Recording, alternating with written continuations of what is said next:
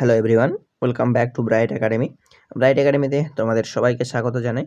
তো আজকে আমরা আলোচনা করব মাধ্যমিক 2026 পর্ষদ টেস্ট পেপার ইংলিশের 7 নম্বর যে স্কুলটি রয়েছে, অর্থাৎ পেজ নাম্বার 80-তে যে স্কুলটি রয়েছে বালিচক গার্লস হাই স্কুল, তার রাইটিং স্কিলগুলো নিয়ে আজকে আমরা আলোচনা করব।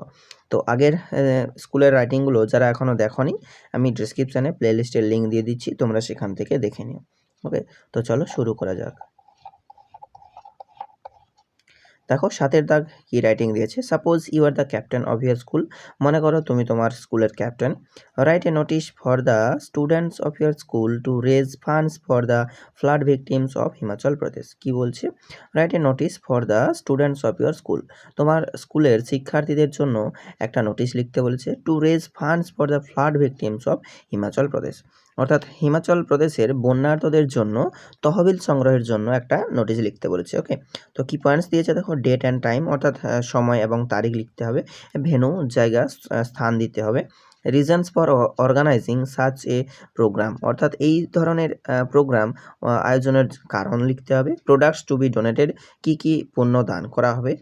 লাস্ট ডেট অফ সাবমিশন, সেই সমস্ত পণ্য জমা দেওয়ার শেষ তারিখ। ওকে, তো দেখো যেভাবে তোমরা নোটিশ লেখা শুরু করো সেইভাবে প্রথমে তোমাদের নিজেদের স্কুলের নাম দেবে। এখানে দেখো আমি এখানে লিখেছি ABC হাই স্কুল, তো তোমরা এখানে নিজেদের স্কুলের নাম লিখবে, এখানে লিখবে নোটিশ, এবং যে তারিখে নোটিশটা লিখছো এখানে সেই তারিখটা লিখবে। ওকে, যেমন আমি আজকে লিখেছি সেজন্য লিখেছি 20 ডিসেম্বর 2025, এবং এখানে সাবজেক্ট লিখবে fund raising programme for flood victims of Himachal Pradesh. Okay, তো দেখো কি লিখেছি। All the students are hereby informed that our school is organizing a fundraising program to help the flood victims of Himachal Pradesh. কি হচ্ছে? All the students are hereby informed that, অর্থাৎ সকল শিক্ষার্থীদের জানানো যাচ্ছে যে বা জানানো হচ্ছে যে our school is organising a fund raising programme, আমাদের স্কুল একটি তহবিল সংগ্রহ এর কর্মসূচি আয়োজন করছে to help the flood victims of Himachal Pradesh, অর্থাৎ হিমাচল প্রদেশের বন্যার্তদের সাহায্য করার জন্য। The aim of this program is to extend our support to the needy people who have suffered heavy losses. The aim of this program is অর্থাৎ এই প্রোগ্রামের লক্ষ্য হলো to extend our support to the needy people who have suffered heavy losses, অর্থাৎ কি লক্ষ্য রয়েছে এই প্রোগ্রামের? ব্যাপক ক্ষতির সম্মুখীন দরিদ্র মানুষদের সহায়তা করা। The program will be held on 24 December 2025 at 10 AM in the school assembly hall. The program will be held on, অর্থাৎ এই কর্মসূচিটি হবে কবে? অন 24 ডিসেম্বর 2025, অর্থাৎ 24শে ডিসেম্বর 2025 at 10 AM, অর্থাৎ সকাল 10টার সময় ইন দ্য স্কুল অ্যাসেম্বলি হল, স্কুলের অ্যাসেম্বলি হলে। Students are requested to donate essential items such as clothes, food packets, medicines, blankets and cash as per their conveniences. কি বলছে? Students are requested to donate essential items, শিক্ষার্থীদের প্রয়োজনীয় জিনিসপত্র দান করার অনুরোধ করা হচ্ছে। Such as clothes, food packets, medicine, blankets and cash as per their conveniences, অর্থাৎ যেমন কি ক্লোথস অর্থাৎ জামা কাপড়, ফুড প্যাকেটস খাবারের প্যাকেট, মেডিসিনস ঔষধপত্র, ব্ল্যাঙ্কেটস অ্যান্ড ক্যাশ এবং টাকা পয়সা অ্যাজ দেয়ার কনভেনিয়েন্সে, তাদের সুবিধা মতো। Okay, last date of submission is 23 December 2025, অর্থাৎ জমা দেওয়ার শেষ তারিখ হলো 23শে December 2025। Let us all come forward and show our concern and humanity, অর্থাৎ কি বলছে? আসো আমরা সকলেই এগিয়ে আসি এবং আমাদের উদ্বেগ এবং মানবতা প্রকাশ করি।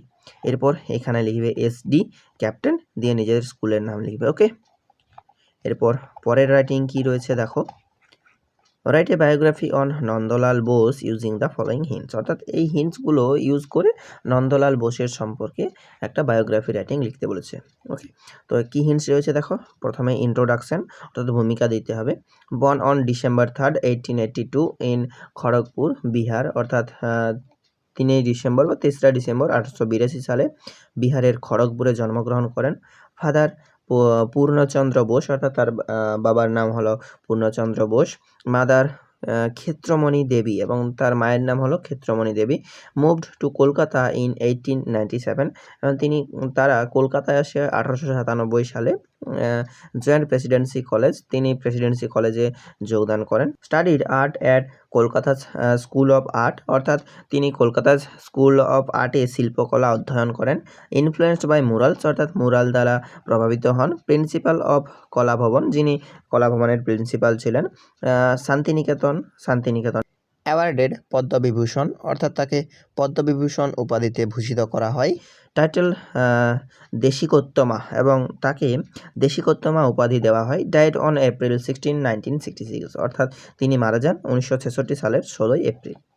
তো প্রথমেই লিখবে Nandalal Bose. Nandalal Bose was one of the most famous Indian painters of the modern এরা, অর্থাৎ নন্দলাল বসু ছিলেন আধুনিক যুগের অন্যতম বিখ্যাত ভারতীয় চিত্রশিল্পী।